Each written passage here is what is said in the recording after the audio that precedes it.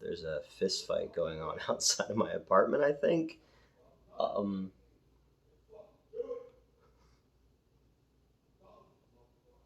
all right, it's Wednesday. What the fuck?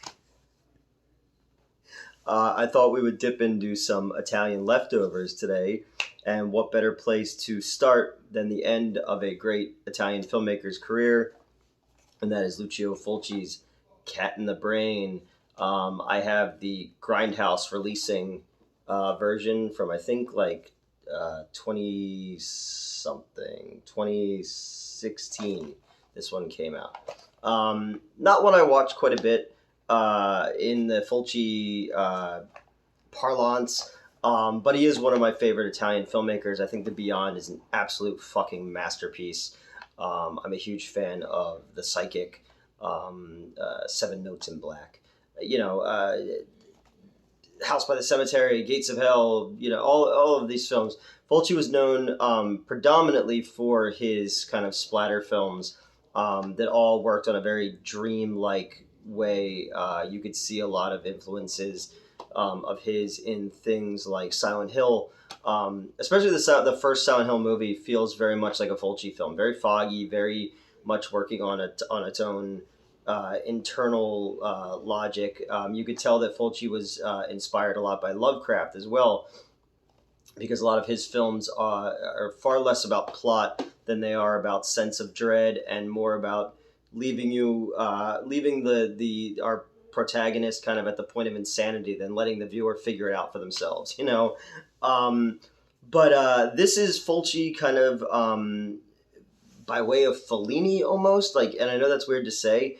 But Fulci was a great filmmaker as well. He's not as well known as an Argento or Bava. Obviously, I think both of them were far more artistic than he was. Fulci was more of like a working man's Italian filmmaker.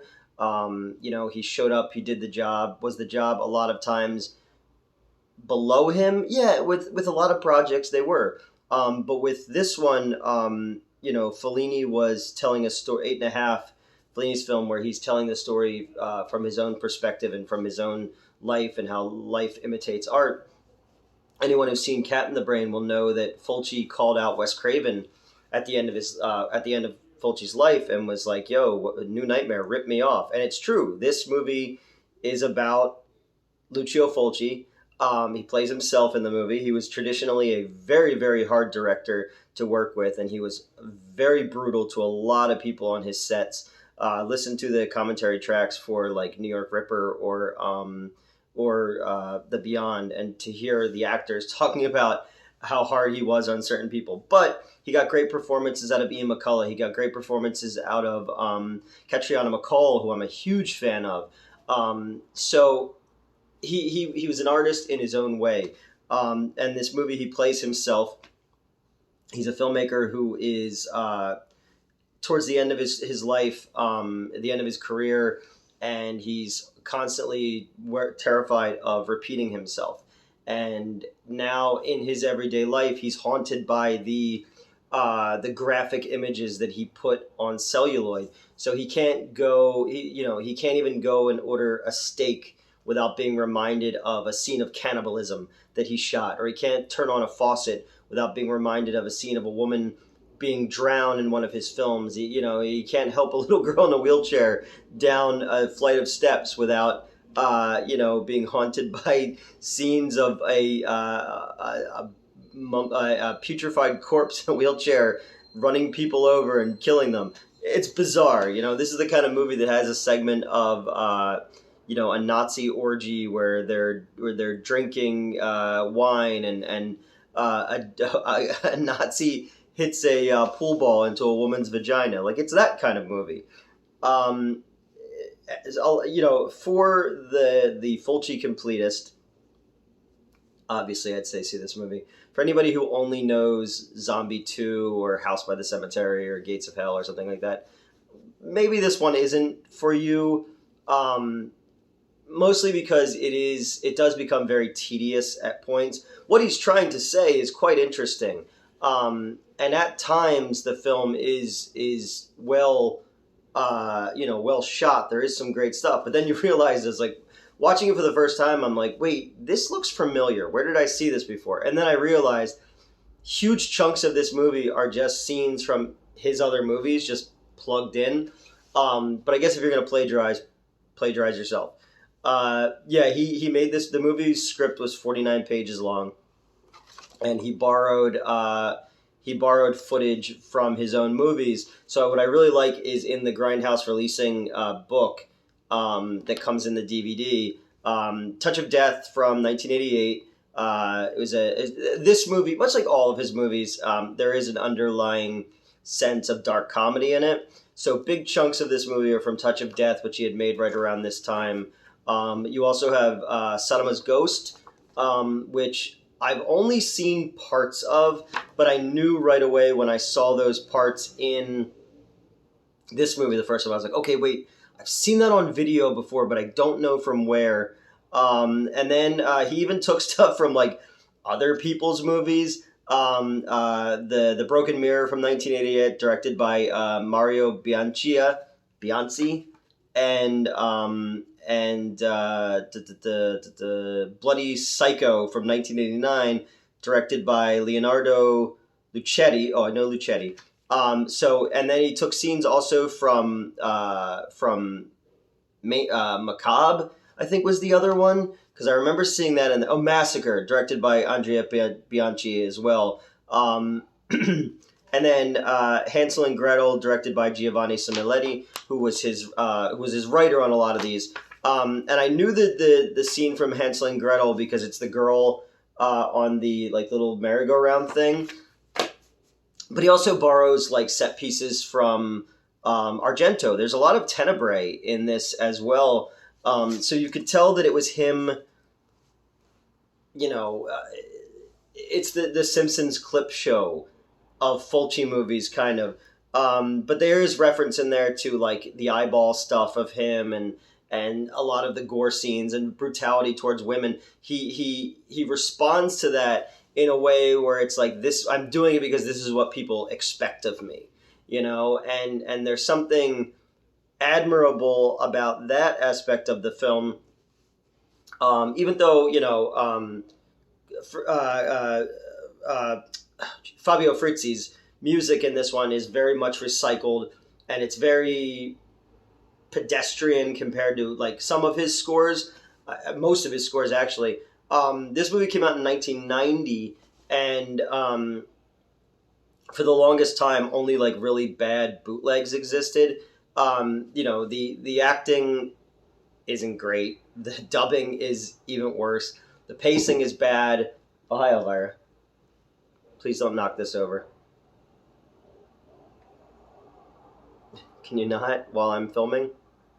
Oh, God. All right, bye. It was good seeing you. Yeah, something stuck to you. There you go. The acting's not great. The music is subpar. The gore scenes become repetitive. There is just a lot of heads being cut off, which usually I wouldn't complain about. But it seems like he was very much trying to get a point across of us as gore hounds who are going to see these kind of things. And then the filmmaker feels like they need to constantly up the ante. It's like this, it's like an arms race at that point, where there's, what else is there to say? And the filmmakers and the writers and all get burned out trying to do something different. When you try to do something different, people reject it, and you're forced to be inside a box doing the exact same thing over and over again. I look at somebody like when I used to work with James Rolfe, you create a character that can open so many doors to you, but once you try something a little bit different, you're automatically shunned for that, so you're forced to continue to play that part because that's what people want, So there's something very interesting about that, especially somebody like myself, is like, as I get older and I realize that like tastes have moved on from when I first wanted to make movies and shit like that, like who I was. And now you look at the market and it's so completely different that you go like, should I continue? Because I don't really know if I even have a voice anymore in this kind of stuff. And I feel like that a lot of that is explored here with Fulci. it there's also like there's like a Racerhead element in this as well. It's a very strange movie, and what it revolves around is and again it's Nightbreed, because a lot of the big plot is Cronenberg's section of Nightbreed.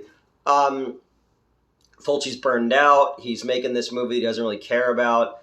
There's hacking off limbs and eating people and all this stuff, and it's invading his life. So he goes to see a psychiatrist, and it turns out that the psychiatrist is a serial killer, and he's acting out all of these things to drive Fulci even madder.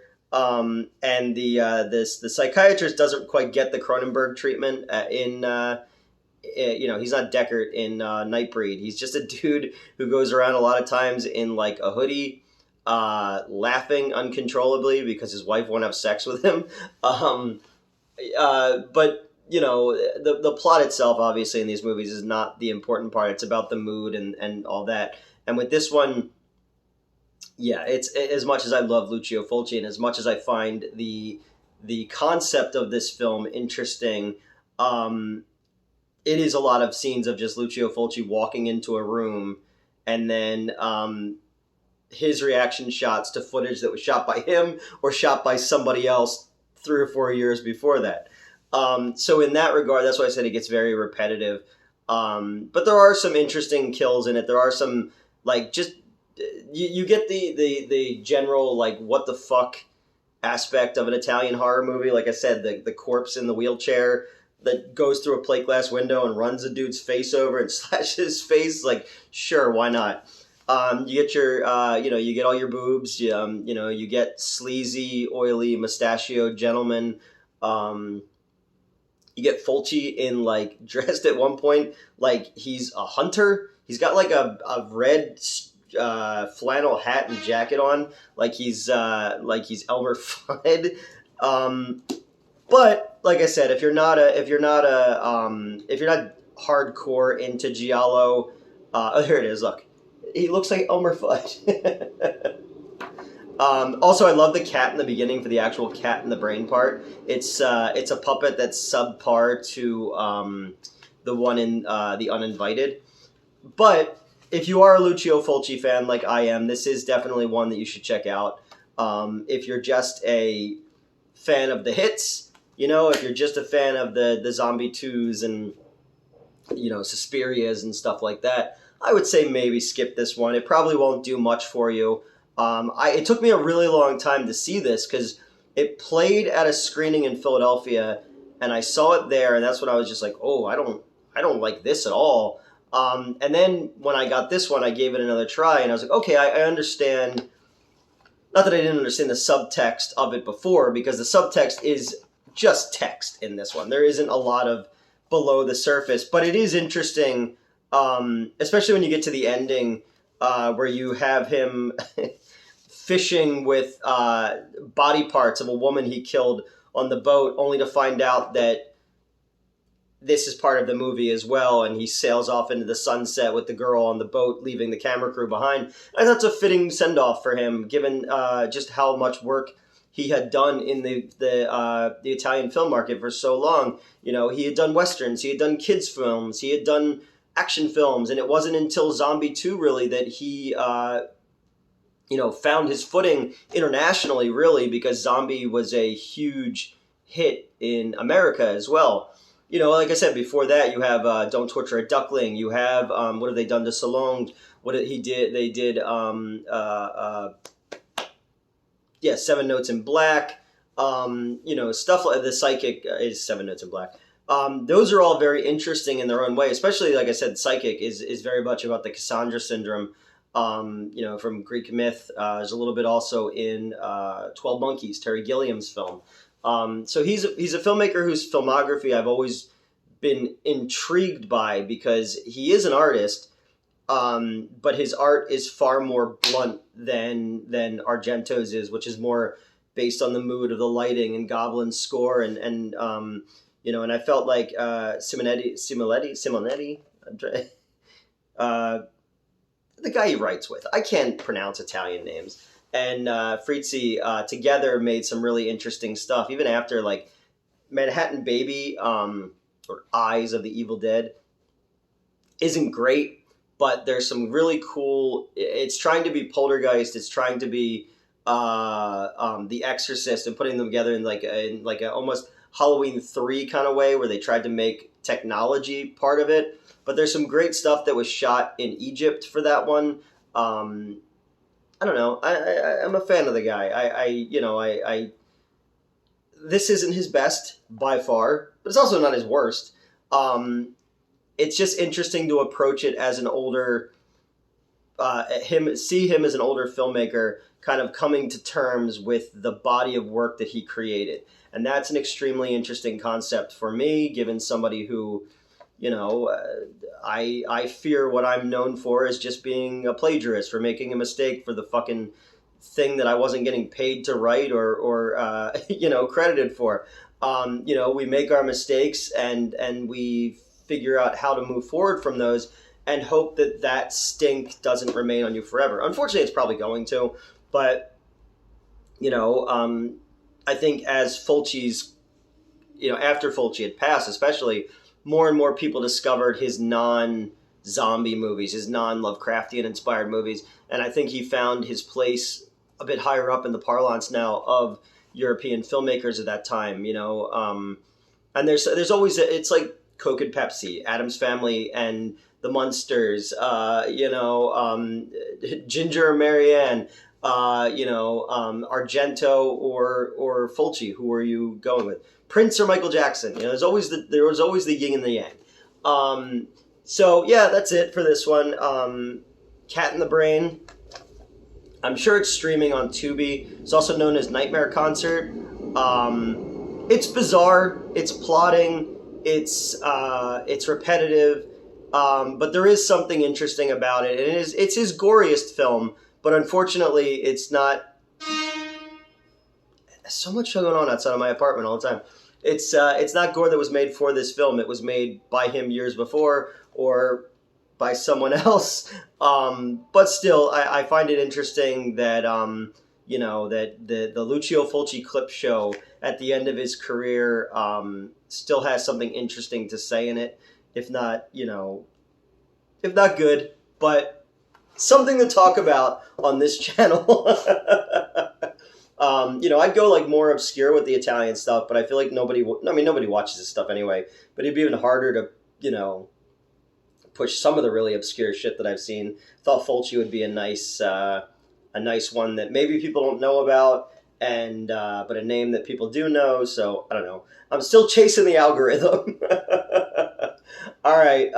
So I'm going to see Five Nights at Freddy's now. By the time this comes out, that movie will already have come out. But I'm trying to get ahead on days that I'm off. Have a good day, guys, and hopefully when I go outside, those people aren't still fighting outside of my apartment, and I will see you next Wednesday.